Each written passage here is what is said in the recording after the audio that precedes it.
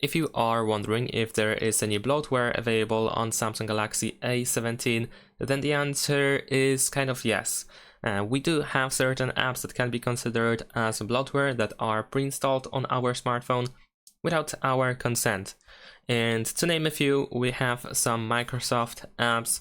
We have, of course, Google apps, but this is quite standard on Android devices. We have a bunch of Samsung apps, but let's be honest, since this is a Samsung smartphone, they will include Samsung apps.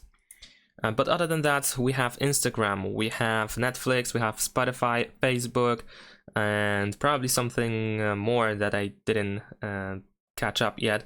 But essentially, as you can see, a bunch of different apps that in theory should not be really pre-installed for us. I mean, what's the reason of having Microsoft apps over here by default? So the answer is yes. If you consider these apps bloatware, and I think you probably do, then yeah, we do have some bloatware pre-installed on Samsung Galaxy A17. Thanks for watching, leave a like and subscribe.